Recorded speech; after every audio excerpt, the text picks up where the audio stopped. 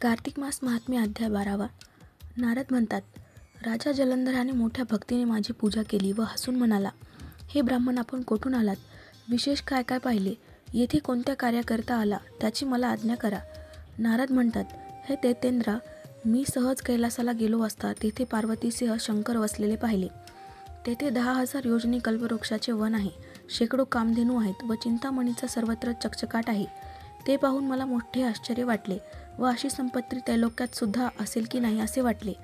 तेव्हा तुझ्या ऐश्वर्याची मला आठवण झाली व ते पाहावे म्हणून तुझकडे आलो. ही तुझी समृद्धी पाहिली, पण ती स्त्रीरत्नाखेरीज आहे. तेव्हा मी विचार केला की या त्रैलोक्यात शंकरासारखा संपत्तीवान दुसरा कोणी नाही. तुझ्याजवळ अप्सरा, नागकन्या वगैरे पुष्कळ आहेत, तरी त्या पार्वतीच्या रूपाची बरोबरी खात्रीने करणार नाहीत.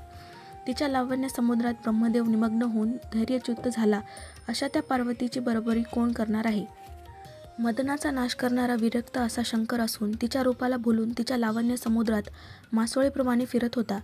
पार्वतीचे रूप पाहून तशी स्त्री उत्पन्न करावी म्हणून ब्रह्मदेवाने पुन्हा पुन्हा स्त्रिया उत्पन्न केल्या. त्या अप्सरा झाल्या, परंतु तशी एकही स्त्री झाली नाही. अशा स्त्रीचा जो उपभोग घेणारा त्याचीच संपत्ती श्रेष्ठ आहे. तू सर्व रत्नांचा धनी आहेस, तरी तुझे ऐश्वर्य नाही. याप्रमाणे बोलून त्याचा निरोप घेऊन मी गेल्यानंतर पार्वतीच्या रूपाचे वर्णन त्याने ऐकल्यामुळे तो कामज्वराने पीडित झाला. नंतर विष्णूच्या मायेने मोहित झाल्यामुळे त्याने आपला दूत राहू याजला शंकराकडे पाठविले. तो शुक्ल पक्षीच्या चंद्राप्रमाणे तेजस्वी अशा कैलासाला गेला. तेव्हा त्याच्या काळ्या शरीरामुळे तो कैलास कृष्ण पक्षीच्या चंद्राप्रमाणे भासू लागला. नंदीने शंकराला तो आल्याची खबर दिल्यावर तो आत प्रवेश करिता झाला. शंकराने त्यास भूलतेने बोलण्याचे खून करताच तो बोलू लागला. राहू म्हणतो, देव नाग ज्याची सेवा करतात त्या त्रैलोक्याचा व सर्व रत्नांचा स्वामी जलंधर, त्याची तुम्हाला आज्ञा आहे. ती वृषध्वज शंकर ऐका. तू स्मशानात राहणारा, अंगावर हाडके बाळगणारा, दिगंबर असणारा, अशा तुला अशी सुंदर स्त्री रत्न पार्वती कशी शोभेल? मी सर्व रत्नांचा मालक आहे आणि पार्वती स्त्रियात रत्न आहे, तेव्हा ती मलाच योग्य आहे. तुला भिक्षा मागून खाणाऱ्याला ती योग्य नाही. नारद म्हणतात, याप्रमाणे राहू बोलत आहे इतक्यात शंकराच्या भोव्यामधून विजेसारखा शब्द करणारा भयंकर पुरुष निघाला.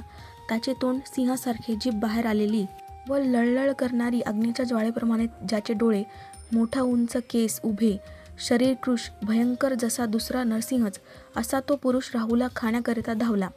ते पाहून राहू घाबरून भयाने अतिवेगाने बाहेर पळाला, तरी त्याला त्याने धरले. हे राजा, तो राहू मोठ्याने ओरडून शंकराला म्हणाला, देवा, मी शरण आलो, माझे रक्षण कर. मला ब्राह्मणाला खाण्यास हा आला आहे. त्या ब्राह्मण राहूचे हे भाषण ऐकून शंकर म्हणाले, तो राहूला धरून खाणार. इतक्यात शंकराने त्याचे निवारण केले व म्हणाले, हा दूध दुसऱ्याचा चाकर आहे, म्हणून हा वध करण्यास योग्य नाही, याला सोड. असे ऐकताच त्याने राहूला आकाशात फेकले. नंतर तो पुरुष शंकराची विनंती करू लागला. पुरुष म्हणाला, मला फार भूक लागली आहे, मी भुकेने व्याकुळ झालो आहे, मी काय खाऊ, त्याची आज्ञा करा. शंकर म्हणाले, तू आपल्या हातापायांचे मांस खा. नारद म्हणतात, शंकराने अशी आज्ञा करीताच तो आपल्यालाच खाऊ लागला. हात पाय वगैरे सर्व मांस खाल्ले, फक्त मस्तक शेष राहिले. ते पाहून शंकर प्रसन्न झाले. असे घोर कर्म करणारा पुरुष पाहून विस्मय वाटून बोलले. शंकर म्हणतात, तू कीर्तिमुख या नावाचा होऊन नेहमी माझे दारात राहा. तुझी प्रथम पूजा जे करणार नाहीत ते मला प्रिय होणार नाहीत. नारद म्हणतात, तेव्हापासून देवाच्या दारात कीर्तिमुख राहिला. ते अगोदर त्याची पूजा करणार नाहीत, त्यांची पूजा निष्फळ होईल. त्याने फेकलेला राहू त्याच्या हातून सुटला, तो बर्बर देशात पडला. म्हणून राहू बर्बर देशात झालेला असे त्याचे नाव प्रसिद्ध झाले. नंतर राहूने आपला पुन्हा जन्म झाला असे मानले व जलंधराजवळ येऊन सर्व हकीकत सांगितली. इति श्री पद्मपुराणे कार्तिकम द्वादशो अध्यायः समाप्तः. श्रीकृष्णार्पणमस्तु.